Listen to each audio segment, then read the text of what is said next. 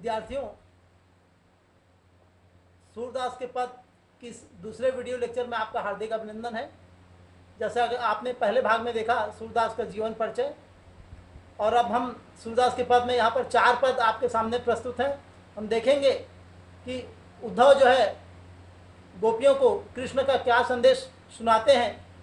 तो आइए इसके लिए मैं सीधे आपको ले चलता हूँ सीधे पाठ्य पुस्तक पर।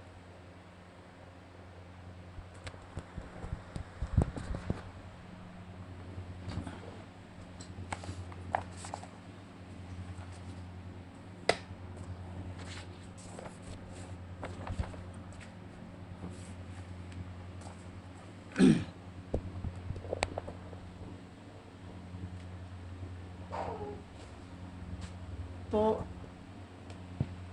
विद्यार्थियों, यह आपका पाठ्य पुस्तक है, आपके सामने है, और पहला पद मैं आपके समक्ष प्रस्तुत कर रहा हूं।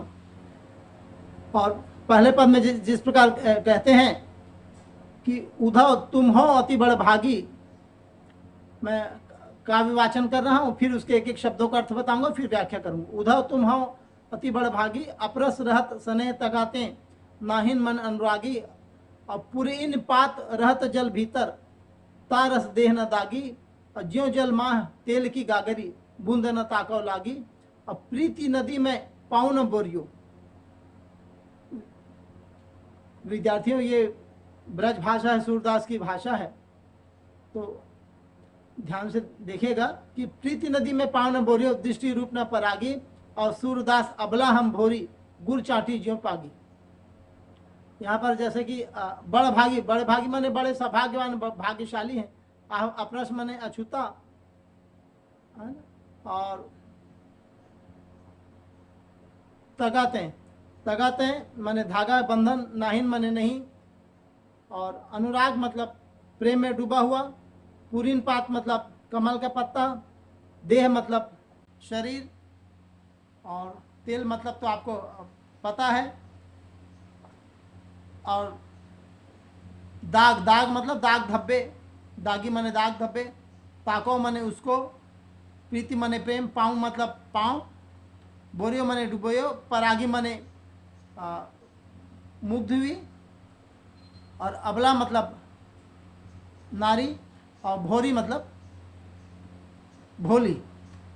गुड़ माने गुड़ जो गन्ने से बनाई जाती है, और चाटी मतलब चीटी, और पागी माने पगी हुई, लिपटी हुई। तो इस प्रकार हम देखते हैं कि सूरदास ने बड़े अनोखे ढंग से यहाँ लिखा है कि सूरदास अबला हम भोरी, गुड़ चाटी ज्यों पागी। तो विद्यार्थियों, इसका व्याख्या कर रहा हूँ मैं। गोपियाँ उद्धव पर व्यंग्य कसती हुई कहती हैं कि हे उद्धव, तुम तो बड़े भाग्यवान हो, तुम तो बड़े भाग्यशाली हो, और तुम हमेशा प्रेम रूपी बंधन से दूर रहे हो। कभी तुमने कृष्ण के प्रेम को समझा ही नहीं, तुमने कभी प्रेम की खिंचाव को जाना ही नहीं, तुम्हारा मन कभी कृष्ण के प्रेम में डूबा ही नहीं है।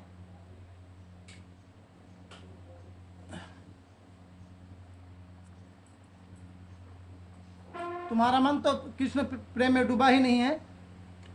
कहते हैं ना कि उद्धव तुम हो अति बढ़वाई, अपरस रहस सने तगाते, नाहिन मन रागी, तुम तो कभी कृष्ण प्रेम को जान ही नहीं पाए हो। और यह ठीक उसी प्रकार से है जिस प्रकार से कहते हैं कि सूरदास जी पूरी पात रहत जल भीतर, और ता रस देह न दागी। पूरीन पात अर्थात कमल, कि जल में पलने वाले कमल के पत्तों के समान हो तुम, तो कि जल में रहकर उसके दाग धब्बों से बचे रहते हो। तात्पर्य यह है कि तुमने कृष्ण के संग रहकर भी कभी उसे प्रेम नहीं किया है, उसके साथ रहकर कभी उसके भावनाओं को समझा ही नहीं है। और यह ठीक उस प्रकार से भी कि ज्यों जल माह तेल की गागरी, बूंद न ताको लागी। जिस प्रकार से मटकी में तेल की बूंदें रहती है, वह जल में रहकर भी अपने ऊपर जल का प्रभाव नहीं आने देती, क्योंकि हम जानते हैं कि तेल और जल में जो है उसका कोई प्रभाव नहीं पड़ता। तो इस प्रकार से उलाहना देते गोपियाँ कहती हैं कि तुम भी कृष्ण के संग में रहकर उसे अछूते हो, कभी कृष्ण के भगवान कृष्ण के प्रेम को तुम कभी समझ नहीं पाए हो, तुमने कभी उसके प्रेम को अपने मन में आने ही नहीं दिया है। और यह अच्छा किया उद्धव कि तुमने कभी प्रेम की नदी में पाँव ही नहीं रखा है। सूरदास जी कहते हैं कि प्रीति नदी में पाँव न बोरियो, तुमने कभी प्रेम की नदी पाँव ही नहीं रखा है। और दृष्टि न रूप पर आगी, नहीं तुम्हारी दृष्टि कृष्ण के रूप सौंदर्य पर मुग्ध हुई है, तो उनके सौंदर्य को समझ ही नहीं पाए हो, कभी आकर्षित ही नहीं हुए हैं। और कहते हैं कि सूरदास जी यहाँ लिखते हैं कि सूरदास अबला हम भोरी गुर चाटी ज्यों पागी, अर्थात सूरदास कहते हैं कि सूरदास गोपियों के माध्यम से कह रहे हैं, गोपियाँ कहती हैं कि हम तो भोली अबला हैं जो कृष्ण के प्रेम में इस प्रकार लिपट गई हैं जैसे गुड़ के साथ चींटियाँ जो है लिपट जाती हैं, गुड़ के साथ चींटियाँ चिपक जाती हैं। विद्यार्थियों, आपने भी देखा होगा प्रैक्टिकली दैनिक जीवन में कि यदि कोई गुड़ हो उस चींटी या मक्खी हो तो चिपक जाती है, उसको निकालना बड़ा कठिन हो जाता है। इस प्रकार से जो है गोपियाँ जो हैं कृष्ण के प्रेम में रंग जाती हैं, उनके भावनात्मक रूप से जुड़ जाती है, जिसको वो उलाहने देती है, उद्धव को कहते हैं। इसके बाद हम आइए दूसरे पद में देखते हैं। इस प्रकार यहाँ पर देखिए प्रस्तुत एक काल्पनिक चित्रों में भी आपने यहाँ देख रहे हैं, और यहाँ पर एक ये गोपियाँ दिखाई देना, यहाँ पर उद्धव दिख रहे हैं, यहाँ पर एक भंवरा भी है, क्योंकि ये जो लिया गया है सूर के पद ये भ्रमर गीत सार से लिया गया। भ्रमर मतलब भंवरा, वहाँ पर एक भंवरा आ जाते हैं तो उसको एक आलम्बन मानकर, एक आश्रय मानकर जो है गोपियाँ जो उद्धव से कहती हैं। अब हम देखेंगे दूसरे पैराग्राफ में कि सूरदास जी आगे क्या लिखते हैं।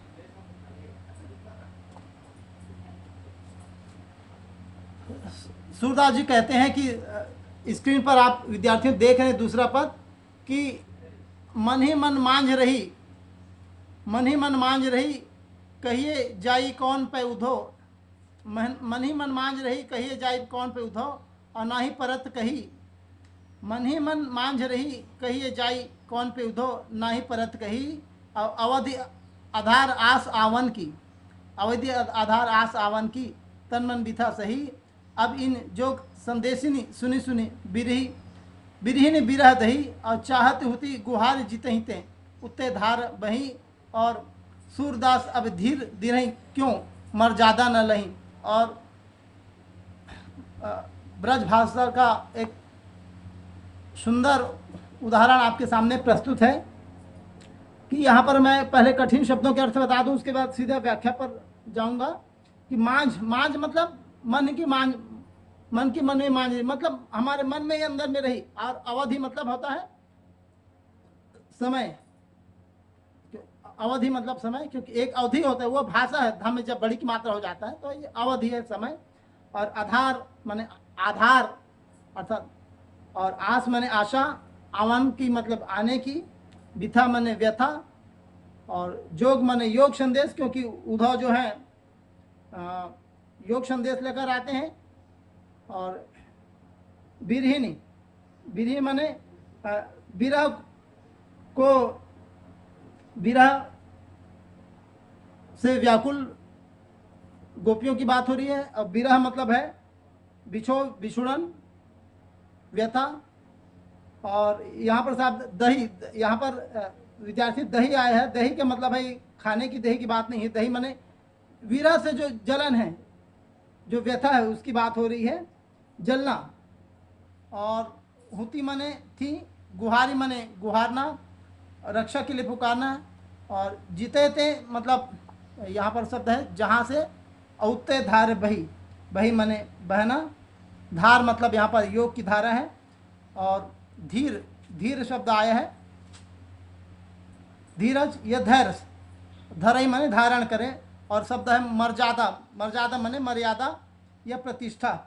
और लही मतलब एक शब्द है लही मतलब नहीं रही या नहीं रखी। तो विद्यार्थी इसकी मैं सीधे व्याख्या करता हूँ कि मन ही मन की मांझ रही कही जाए कौन पे उद्धव, ना ही परत कही। विरह से व्याकुल गोपियाँ कृष्ण के मित्र उद्धव को उलाहना देते हुए कहती हैं कि हे उद्धव, हमारे मन की प्रेम भावना हमारे मन में ही रह गई है, हमें कृष्ण से प्रेम नहीं मिला, न ही उसके अभाव में हम अपनी भावना व्यक्त कर सकी। हाँ? अब तो बताओ तुम, अब तुम ही बताओ, हम अपनी व्यथा किसे जाकर सुनाएं, हम अपनी व्यथा किसे कहें। और सूरदास जी कहते हैं कि प्रेम की पीड़ा को कहा तो नहीं जा सकता, गोपियों के माध्यम से कहते हैं कि प्रेम की पीड़ा को तो कहा भी नहीं जा सकता। हम अब तक कहते हैं सूरदास, अवधि आधार आस सावन, अवधि आधार आश आवन की, हम तक अब कृष्ण के आने की अवधि को, कि कृष्ण जी एक दिन आएंगे ऐसा मान करके अपने प्राणों का आधार बनाए हुए हैं। क्योंकि कृष्ण जो है वृंदावन से मथुरा चले जाते हैं तो गोपियाँ बड़ी व्याकुल हो जाती हैं। गोपियाँ कहती हैं कि अब तक हम कृष्ण के आने की अवधि को अपने प्राणों का आधार बनाए हुए हैं, इसी आशा से हम तन मन की व्यथा सह रही थी।